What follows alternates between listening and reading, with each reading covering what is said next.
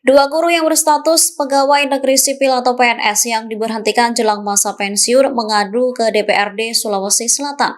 Mereka memohon agar anggota DPRD membantu memperjuangkan keadilan. Kedua guru tersebut ialah Rasnal dan Abdullah Muiz yang disebut melakukan pungli karena mengurus uang sumbangan Rp20.000 dari wali murid. Mereka datang bersama sejumlah anggota Persatuan Guru Republik Indonesia atau PGRI Luwu Utara. Rasnal mengaku datang ke Makassar dengan biaya bantuan dari sesama guru. Kepada anggota Dewan, Rasnal mengaku ada banyak kejanggalan dalam kasus yang menjeratnya. Menurutnya, kejanggalan terjadi karena dua terlapor lain, yaitu ketua komite dan sekretaris yang tidak ikut dijadikan tersangka. Padahal keduanya yang mengelola uang sumbangan tersebut. Saat di pengadilan, hakim memutus keduanya tak bersalah karena tak ditemukan unsur pidana. Namun, jaksa mengajukan kasasi dan kasasi tersebut diterima yang membuat Rasnal kaget. Abdul Bais juga menyebut jika mereka telah dizolimi lantaran kasusnya dinilai penuh kriminalisasi. Dengan suara bergetar, menegaskan kasus yang menjeratnya tidak adil. Pasalnya, uang Rp20.000 yang ia kelola merupakan murni sumbangan wali murid sehingga dinilai tak merugikan negara. Download Tribun X sekarang, menghadirkan lokal menjadi Indonesia.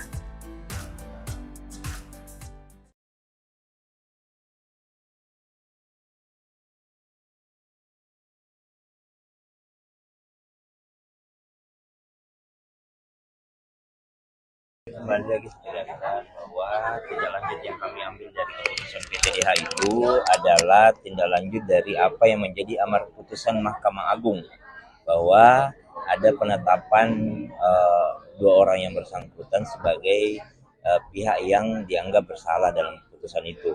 Lalu kemudian terbit juga Pertek BKN yang menerbitkan persetujuan pemberhentian dua orang ASN kita. Jadi mau tidak mau kami selaku unit kerja teknis yang menangani mengenai manajemen SDM harus menindaklanjuti putusan tersebut karena kan sudah diatur di Undang-Undang 20. Hanya saja kan dalam proses ini tetap menjadi perhatian pimpinan bagaimana apakah memang secara objektif putusan tersebut sudah sesuai dengan apa yang dijalani oleh yang bersangkutan. Makanya ada proses-proses lain yang kemudian kita coba tindak lanjuti. Nah, itu mungkin. Pak, ini kan ada proses yang janggal saat berjalan ini barang, di mana inspektorat dari kabupaten periksa sementara kedua korban ini adalah ASN provinsi. Apakah akan melakukan pemeriksaan juga atau audit kepada inspektorat? Untuk inspektorat Utara itu kami akan koordinasikan dengan inspektorat provinsi apa tidak lanjut dari hal tersebut karena itu kan kemudian menjadi ranahnya inspektorat. Yang kita mau tahu kan kita harus berpikir secara konstruktif, secara utuh kita harus paham ini barang. Jangan parsial-parsial karena jangan sampai satu aspek ini yang kita lihat lalu kita tidak melihat secara keseluruhan. Kita melihat dulu apakah pertimbangan dari inspektorat Utara tadi menjadi pertimbangan di pengadilan atau tidak, itu dulu mau ditahu. Tapi memang diperbolehkan Pak secara aturan ASN. Kalau secara kewenangan, kabupaten kota secara kewenangan tentu saja itu tidak dimungkinkan. Hanya saja bagaimana dari perspektif hukum itu kami akan koordinasikan dengan inspektorat lebih lanjutnya. Ada usulan PK sendiri Pak? Usulan PK akan kembalikan ke Pak Rasnal dan pemecatan mereka hukum. Ini berdasarkan itu. Putusan Mahkamah Agung. Dari inspektorat juga. Putusan Mahkamah Agung. Mahkamah Agung. Iya, putusan Mahkamah Agung yang harus kita tidak ada. Jadi putusan Mahkamah Agung menyatakan beliau-beliau dalam posisi dianggap bersalah, makanya dilakukan tindak karena diatur di Undang-Undang 20 bahwa apabila ada tindak pidana seperti yang saya sebutkan tadi, apabila ada tindak pidana seperti itu maka harus dilakukan pemberhentian. Jadi upaya yang disarankan kepada mereka ini upaya tadi kan kami tetap kami mengatakan kami tetap menghormati upaya hukum yang dilakukan karena ini kan sudah masuk di tingkat kasasi, otomatis tingkat terakhirnya sisa PK ya.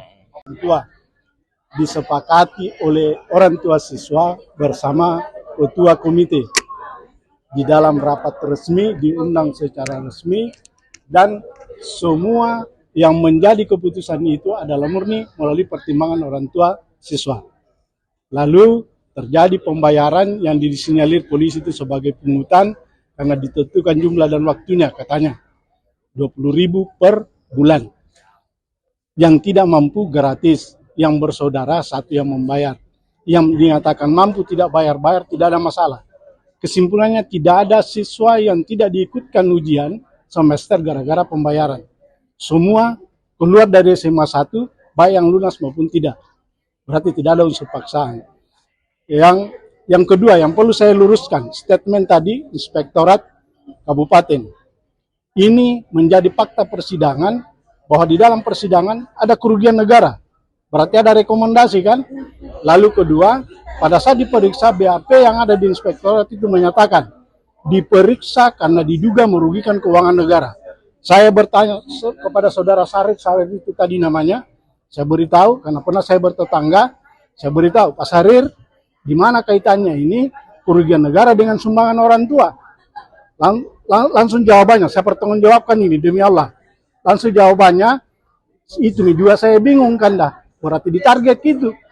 Nah, Pak, di Pengadilan Negeri Makassar polisnya apa Pak? vonisnya itu lepas. Yang mana itu Bebas, ya lepas itu beda dengan bebas. Kalau bebas itu terbukti tidak berbuat. Ini terbukti berbuat tapi tidak bermakna pidana. Ya, itu lepas. Di kasasi apa? Di kasasi itu dituduh dipersalahkan menerima gratifikasi. Nah, yang mana itu gratifikasi di situ karena ada insentif pada tugas-tugas tambahan, wali kelas, pengelola lab, wakasek. Berarti saat itu kita dituntut korupsi. Dan itu tidak pernah muncul di persidangan sebelumnya itu. Itu kan ada pembacaan tuntutan di pengadilan. Oh, tidak ada itu bilang di klausul keputusan bahwa harus dipecat. Nah, ya jadi vonis 1 tahun, denda 50 juta, subsidi 3 bulan. Jadi apa yang janggal dari kasus ini Pak? Yang janggal itu adalah yang pertama, Inspektorat menjadi biang kerok.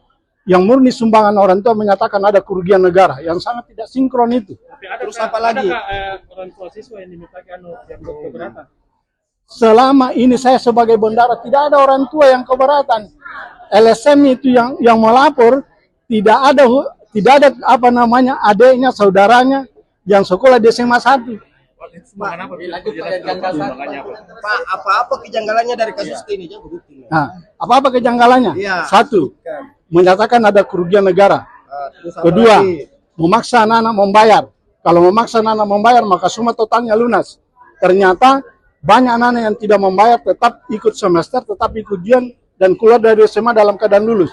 Ada bukti pembayaran. Terus apa lagi Pak? Yang ketiga adalah dilakukan dengan pungli.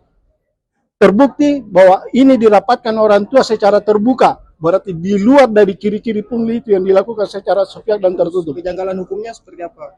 Kejanggalan hukumnya ini kami divonis sebagai korupsi. Sementara ini adalah kita hadir di situ karena ketidakhadiran negara untuk membantu sekolah, untuk membiayai. Download Tribun X sekarang. Menghadirkan lokal menjadi Indonesia.